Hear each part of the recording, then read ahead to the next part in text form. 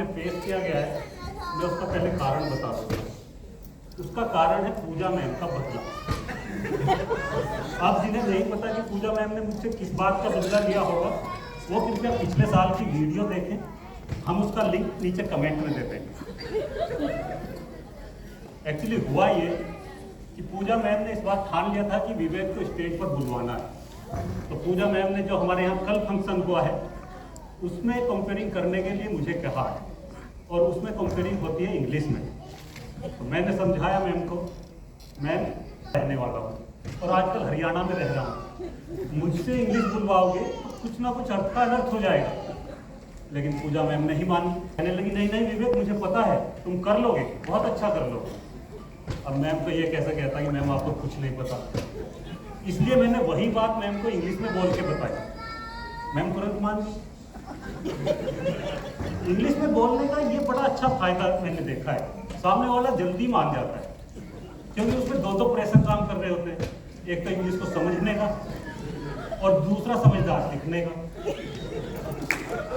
तो खैर पूजा मैं मान तो गई, और ये फैक्ट भी है, हम यूपी वाले इंग्लिश बोलना तो बहुत दूर की बात है, कई बार सुनने में भी अर्थ का अनर्थ कर देते हैं। अभी अक्टूबर की बात है, एक कमेटी के मेंबर मिले मुझे बाहर, जेसीबी के साथ खड़े थे, वो यूपी से ही है।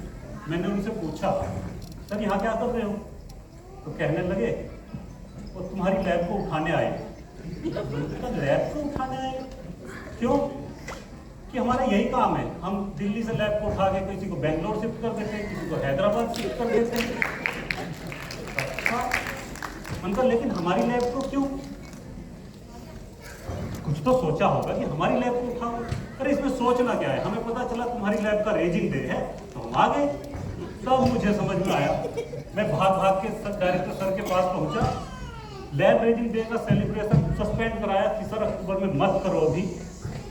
फिर सर ने उसे सस्पेंड किया, हमने वो कमेटी को बाकायदा बुलाया और उसे प्रेजेंटेशन दी और उसे समझाया कि रेजिंग डे का मतलब वो नहीं होता जो कानपुर के अखबारों में छपता है, स्थापना दिवस। भाई साहब, रेजिंग डे का मतलब स्थापना दिवस होता है। तब वो माने, तब हमारी लैब बची। अभी तो खैर पता नहीं बची कि नहीं बची, तो गलती हो गई। गलती ये हो गई कि जो प्रेजेंटेशन थी वो हमने फिर से इंग्लिश में दे दी। अब प्रेजेंटेशन इंग्लिश में दे रहे थे तो गर्दन तो ऐसे हिला रहे थे, लेकिन हमें ये नहीं पता कि वो समझ पा रहे थे या समझदार दिखने के लिए दिखा रहे थे। तो ये इंग्लिश का ऐसा चक्कर है। लेकिन पूजा मैम ऐसे हार नहीं मानती। पूजा मैम ने फिर कहा, मुझे नहीं, डॉक्टर योगेश लाठर को, क्योंकि वो इस बार कल्चरल कमेटी के करता धरता है, कि विवेक से तुम्हें जरूर बुलवाना है। तो योगेश जी ने मुझे बुलाया और बोले कि विवेक तुम्हें कुछ बोलना है वहाँ पर। मैंने कहा मैं क्या बोलूँ? कि कुछ नहीं, वहाँ पे जाके ऑडियंस को थोड़ी देर हंसाना है। मैंने कहा भाई साहब, मैं खुद इतना दुखी हूँ, मुझे खुद हंसी नहीं आती, मैं दूसरों को क्या हंसाऊंगा? तो कहे तुम्हें क्या हंसी? मैंने कहा भाई ओपीएस की एप्लीकेशन रिजेक्ट कर दी हमारी। तो वो भी खुद भी दुखी हो गए, क्योंकि वो सेम बैच के। तो मैंने साफ साफ कह दिया कि मैं कुछ नहीं करूँगा इस बार। तो उन्होंने सोचा और फिर कहा कि देखो विवेक, ठीक है तुम कुछ मत करो, लेकिन जो कुछ नहीं करता ना उसे एक काम करना होता है। मतलब क्या? दूसरों को मोटिवेट। तो हमारे जितने भी नए साइंटिस्ट, नए कर्मचारी आए हैं, उन को जाकर मोटिवेट करो, ताकि किसी का ये ध्यान न जाए कि तुम कुछ नहीं करते। हम मोटिवेट करो।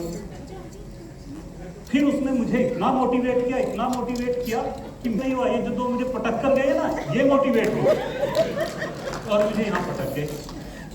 अब मैं यहाँ आ गया हूँ तो मोटिवेट क्या करूँ? क्योंकि मैं मोटिवेट वैसे भी, क्योंकि इससे बड़ा पाप कर्म में दुनिया में कोई नहीं समझता। क्योंकि मैं एक बार खुद मोटिवेट हुआ जीवन में और उसका दुष्परिणाम आज तक भुगता। मैं ग्रेजुएशन में था, बड़ी ठाट की जिंदगी चल रही थी, वहाँ के सारे स्टूडेंट, सब प्रोफेसर मुझे जानते थे। मेरी प्रसिद्धि का कारण मेरी पढ़ाई या मार्क्स नहीं थे, मेरी आउटस्टैंडिंग परफॉर्मेंस थी। जो क्लास के बाहर जिनके झगड़े हो जाते थे, मैं उनका फैसला करा देता था, जिनका फैसला हो जाता था उनके झगड़े करा देते थे। तो मेरी परफॉर्मेंस बहुत अच्छी है। गलती से मैं अपने मैथ के प्रोफेसर के रूम में पहुंच गया।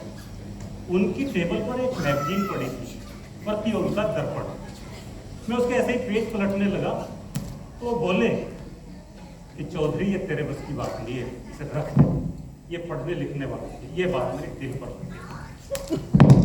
मैंने वो मैगजीन उठाई और घर चल गया और जाते हुए रास्ते में बस में ही उसका एडिटोरियल पढ़ डाला। वो इतना मोटिवेटिंग था, उसकी 2 पंक्तियां अब तक मुझे याद है। उसमें लिखा था, कौन कहता है आसमां में सुराख नहीं होता, कौन कहता है आसमां में सुराख नहीं होता, एक पत्थर तो तबीयत से उछालो यार। मैं जैसे ही बस से उतरा, सड़क किनारे एक पत्थर पड़ा था, मैंने उठाया और लिटरली उछाल दिया। लेकिन आज उस क्षण को याद करता हूँ और अपनी हालत को देखता हूँ तो पक्का यकीन है कि वो पत्थर ऊपर वाले को लग गया। कभी तुमने मेरी हालत सुना? नहीं तो बीघे भर में फैले घर में रहने वाला फिटों में नपने वाले फ्लैट में कैद है। खाट पर बैठकर चौधराहट कर रहा होता, आज कार में बैठकर ट्रैफिक जाम में फंसता। तो ट्रैफिक जाम में फंसने की चीज है, इसका सारा मोटिवेशन ही कारण नहीं है। एक कारण और है, मुझसे एक पाप कर्म हुआ। पाप कर्म क्या हुआ है कि एक सरकारी रिटायर्ड कर्मचारी का मैंने मजाक उड़ाया था। मजाक क्या, उनकी विजडम पर प्रश्न चिन्ह लगाया था। हमारे गांव में एक ताऊ थे, हमारे हरफूल से, वो रिटायर होकर आए थे। तो हमारे घर से या गांव से जो बस स्टैंड का रास्ता था वो कच्चा था। अब हमने उसकी बहुत बार डिमांड की हुई थी कि यहाँ पर सड़क बनवा दो, पक्की सड़क बनवा दो, लेकिन कोई सुनवाई नहीं हुई। एक दिन मैं और वो दोनों जा रहे थे बस स्टैंड की तरफ, तो हमने देखा उस पर पत्थर पड़े हैं, कुछ रोड़ी पड़ी है, कुछ मजदूर तारकोल के ड्रम उतार रहे थे। ताऊ बोले, मैं तो बड़ा खुश हुआ कि चलो सड़क का काम स्टार्ट हो गया। ताऊ ने पूछा, भाई ये क्या कर रहे हो? तो मजदूरों ने बताया, सब सड़क बना रहे हैं। ताऊ बड़ा दुखी होकर बोला, यार तुम भी कमाल के आदमी हो, रास्ते में ही सड़क बनाने लगे, किसी खाली खेत में बना लेते। जैसे आप लोग हंसे ऐसे मैं भी हंस पड़ा। मन करता हूँ सड़क तो रास्ते में ही बनेगी, तुझे इतना भी नहीं पता। ताऊ ने मेरी तरफ देखा और कहा, बेटा जा, भगवान करे तू जहां भी रहे वहां सड़क तेरे रास्ते में ही बने। और तब से आज तक मैं जहां भी रहता हूं वहीं पर विकास पैदा होने लगा। मायापुरी में रहा तो कभी एलिवेटेड रोड, आजादपुर में रहा तो मेट्रो का काम चल रहा है। मैं सबको छोड़कर जो दिल्ली के आसपास का सबसे बढ़िया हाईवे था, चंडीगढ़ एक्सप्रेसवे, चंडीगढ़ हाईवे, वहां पर फ्लैट लिया। उसमें भी ऐसा फलित हुआ उनका आशीर्वाद कि वहां पर बिल्कुल ऐसी तैसी हो गई, पूरा जाम में 2-2, 3-3 घंटे हो गए। वो तो शुक्र हुआ कि किसान आंदोलन के समय वो ताऊ मुझे फिर से मिले। मैंने उनके पैर पकड़े, ताऊ ये अपना आशीर्वाद वापस ले।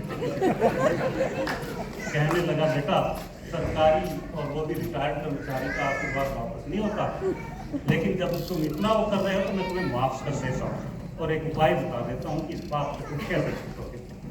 हाँ, सरकारी कर्मचारी रिटायर होने के बाद माफ कर देता है, भले ही जॉब में रहते हो कभी ना माफ करे। वैसे माफ करने के मामले में कोई भी इतना उदार हृदय नहीं होता जितनी पत्नियां होती है, क्योंकि पत्नियां अपनी हर गलती पर पति को माफ कर देती हैं।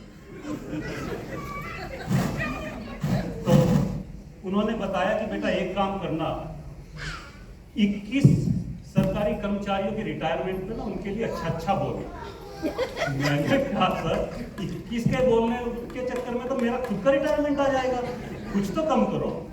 तो उन्होंने कहा, तो फिर एक काम करो, अब 11 महिला कर्मचारियों की रिटायरमेंट में अच्छा बोलना। मैं बड़ा खुश हुआ क्योंकि प्रोमिला मैडम के लिए बोल चुका था, अन्नू मैडम कतार में थी, नीलम मैडम कतार में थी, मैंने तो पूरी 11 की गिनती कर ली थी।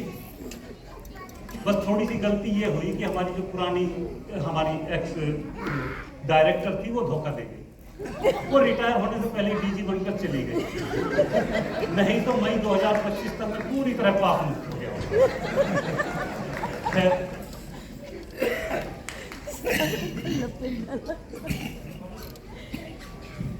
मैं 25 तक पाप मुक्त हो गया होता तो खैर उन्होंने बताया कि ठीक है, मैंने वो अनुष्ठान किया, अन्नू मैडम के लिए बोला, नीलम मैडम के लिए बोला, तो मुझे उसका फल भी प्राप्त होने लगा। जो इतने दिन से फ्लाईओवर्स का काम चल रहा था, कुछ हो रहा था, वो सब बढ़िया सड़क दिखने लगी। अब सड़क अच्छी दिख रही थी, मैं भी खुश था, बढ़िया रास्ते। मैंने भी आशीर्वाद दे दिया। हाँ जी, थैंक यू मैम। अभी आप लोगों से और कुछ मांगूंगा।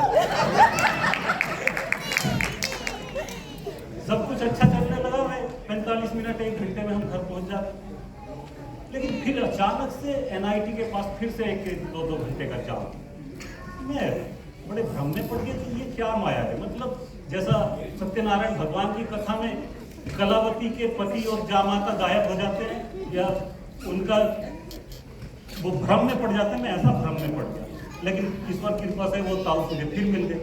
मैंने पूछा, ताऊ ये आशीर्वाद था, क्या था जो अनुष्ठान बताए, ये तो कभी काम करता है, कभी नहीं करता। कहने लगे, बेटा काम तो करता है, लेकिन ये दैव के प्रकोप से फिर से ये जाम लगना शुरू हुआ है।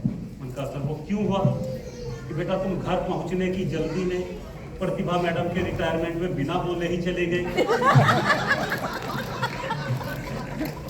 तो मैंने पूछा, सर इसका क्या उपाय है? तो कि बेटा बंधु बांधुओं सहित जाओ और उन सब रिटायर्ड कर्मचारियों से हाथ जोड़कर प्रार्थना करो कि वो तुम्हें माफ कर दें। तो मैं आज ये प्रार्थना करने आपके पास आया हूँ, प्लीज मुझे माफ कर दीजिए।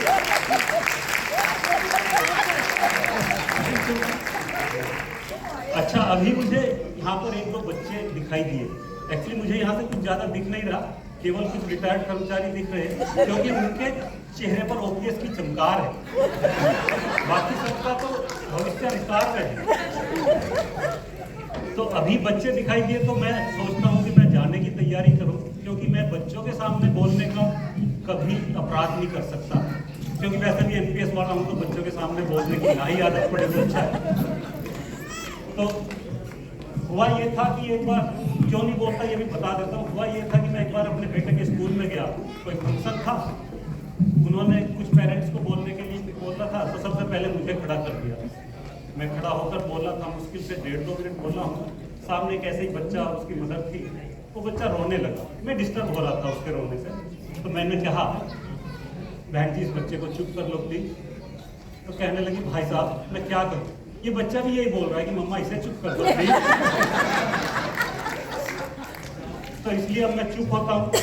लेकिन आपके समक्ष हमारे एक ऐसे कलाकार आने वाले हैं जिसे ऐसे जी से एक कर्मचारी तो जानते हैं जिन्हें, लेकिन जो नहीं जानते उनसे उनका परिचय कराने के लिए एक छोटा सा इंसिडेंट मैं बताता हूँ। इतिहास के पन्नों से एक अंग्रेजी के बहुत अच्छे पोएट हुए हैं, अलेक्जेंडर पोप, आई थिंक 17वीं शताब्दी में। तो वो उन्हें पोएट्री का शौक था, बहुत पोएट्री करते थे, लेकिन उनके जो फादर थे वो बहुत बड़े जमींदार थे। वो चाहते थे कि राजाओं की तरह ये कहाँ मंच पे जाके कहीं कुछ सुनाता है, झोला उठाकर कभी कुछ सुनाता है। तो लेकिन वो कलाकार जन्मजात थे, उन्हें तो सुनाना था, उनसे नहीं रहा जाता था। तो एक बार उन्हें गुस्सा आया, पता चला कि बराबर वाले शहर में वो कविता सुना रहा है।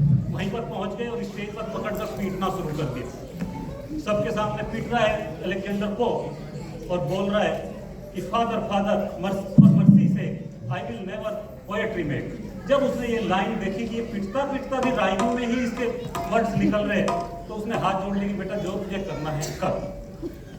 तो ऐसा ही जो हमारे अब साइंटिस्ट जी आने वाले हैं, श्री विनीत द्विवेदी जी, ये साइंटिस्ट हैं, बहुत बड़े साइंटिस्ट हैं, लेकिन इनके जन्मजात कलाकार हैं, कव्वाली गाते हैं, कुछ भी करा लो।